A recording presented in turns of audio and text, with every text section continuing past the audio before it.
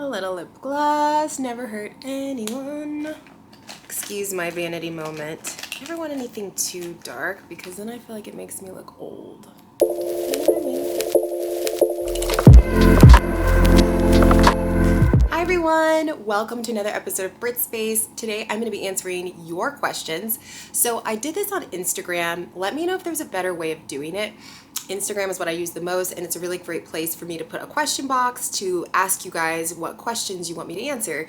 But if you would prefer for me to do something more here because you're not on Instagram, let me know.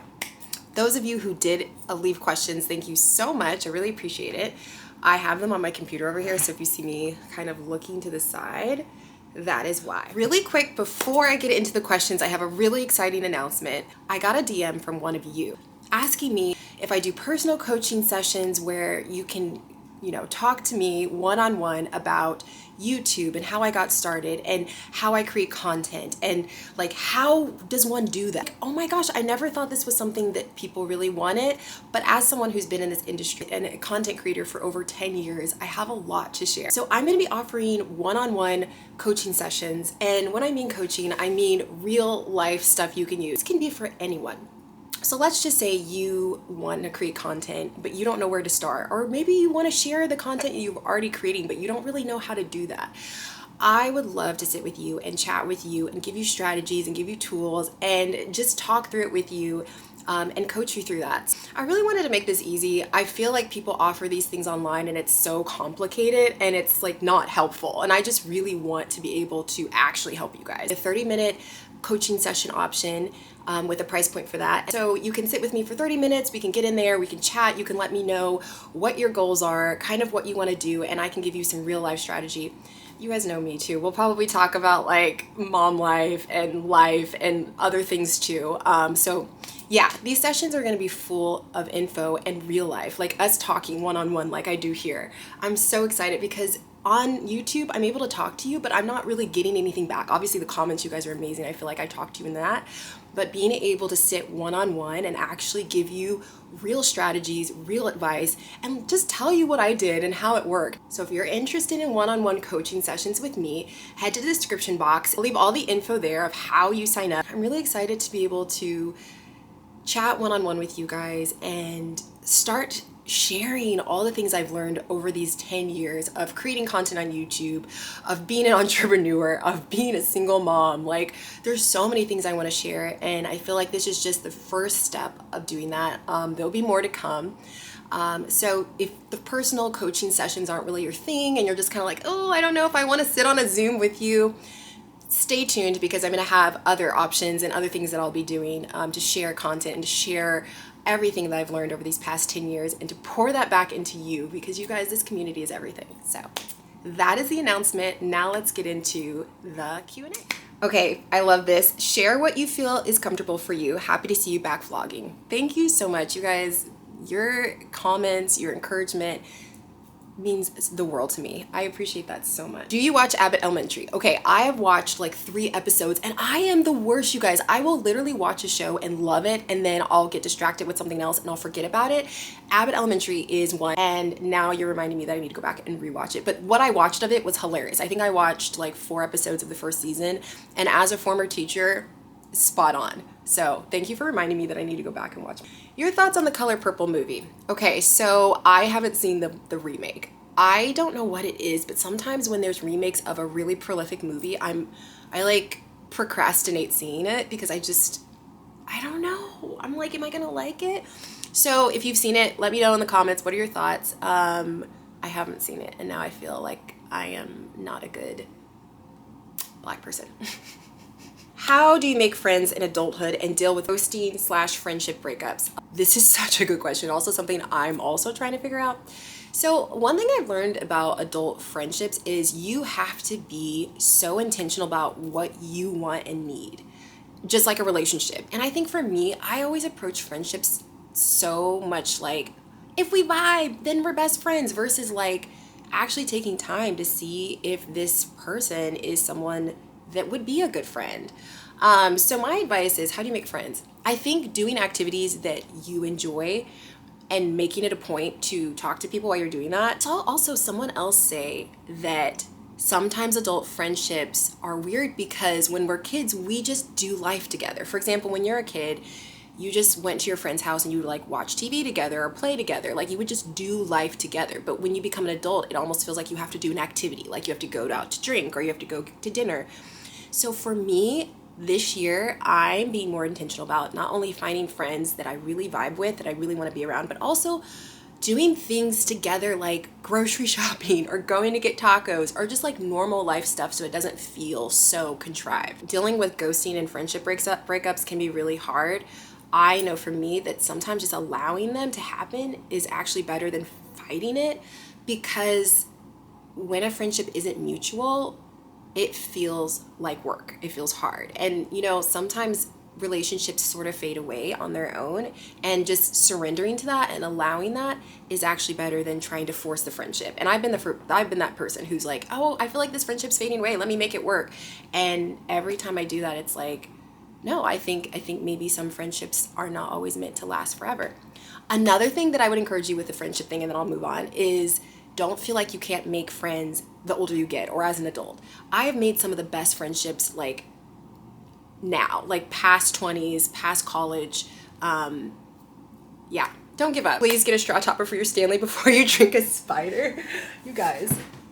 I can't do a straw topper. Like, it's just too much for me. I'm so lazy. Like, it's too much for me to take that off and then drink. It's enough that I have to drink, but I probably have drank several spiders in the process. How do you balance a relationship and motherhood? I'm struggling with this in time for myself. Oh, girl, join the club. I can't be everything to everyone every week. So there's some weeks where I will have to focus more on one thing and focus more on this. And obviously my kids will always come first and always be my main focus. But I think that when you're able to kind of disassemble it a little and put it in categories, it helps. So one thing I do, and I'm grateful that I have a relationship where we have really open communication, is on weeks where I'm feeling like at capacity, I'll let my partner know. I'll say, hey, these are the days I have my kids. These are the days I don't. These are the days that, I'm feeling this way. I feel like I might need a little me time this day. And so a lot of communication with my partner. So if you're in a relationship, I would say a lot of communication about, how you're feeling when you have your kids, if you're co-parenting, all of that.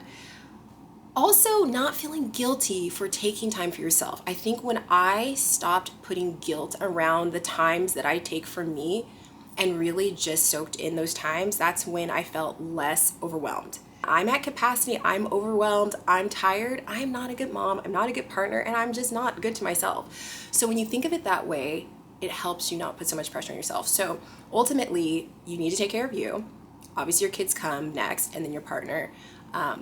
But yeah, I think also blocking off times to be intentional. So there'll be days where I'm like, I really just don't have a lot of time for self-care. I have like 10 minutes and I will use that 10 minutes to paint my nails or to do something that's just for me. And so even if it's small amounts of time, if you're able to intentionally use them. Wait, I'm confused. Did you move to a different house? Yes, I did move. Check out this vlog if you missed it. But yes, I moved in the city. In the same city. I didn't move cities or anything like that, just to a spot that has a little bit more space.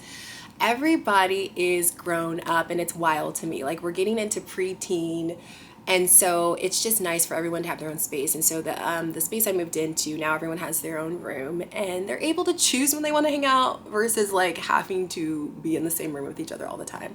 Audrey's had her own room, but the boys were sharing, and I feel like the relationship has already gotten a lot better now that they can choose when they want to be together versus living in the same room. Co-parenting is hard. It's Wednesday and I'm exhausted. You're amazing. Oh my gosh, I get you on that. Co-parenting can be hard. It takes a lot of maturity. It takes a lot of communication. Not at all gonna say I'm perfect at it, but yeah, you are not alone with that. Hang in there. How old are each of the kids now and what grade are they in? So Audrey is in 6th grade, she is 11, and Kylan is 10, and he is in 4th grade, and Maddox is 8, and he is in 2nd grade, and I'm just like, where did the time go? And how are these kids this grown up? And I used to hear parents say this, and I also always thought it sounded so cliche. It's like, what do you mean where did the time go? Like, you were there, like you saw, but now I get it. One thing you like doing with each kid alone? I love this question because I absolutely love having one-on-one time with each kid. So Audrey, I love doing art things with her. Pretty much anything with her, but she loves art. So I love going to the art store with her. She loves walking around the art store and just seeing her eyes light up. I took her to the Nelson the other day. I love going to look at art with her. She's just one of those people where you can just sit with her for hours, and like, she's so mature, you can have like actual adult conversations and it feels like you're hanging out with a girlfriend. So pretty much anything with her, but we really love one-on-one dates where we like go to a movie. We did that. We go to the museum. Like, she can do more of the more mature hangouts, and so I really enjoy that. Kylan is such a sweetheart. I absolutely love going out on lunch dates with him. He has such an interesting perspective. I love going to get sushi with him. Kylan loves sushi. He is such a sushi like king, and so it is so cute to go on little sushi dates with him. And yeah, Maddox, obsessed. Anything Lego related. So I love taking him to the Lego store, or he likes going to the bookstore. He calls it the library, but the bookstore has a lot of Lego sets there, and so he likes going there and looking at the books. So that's like a little date we do where we will like go to Barnes and Nobles and look at the toy section and look at books and maybe get a book.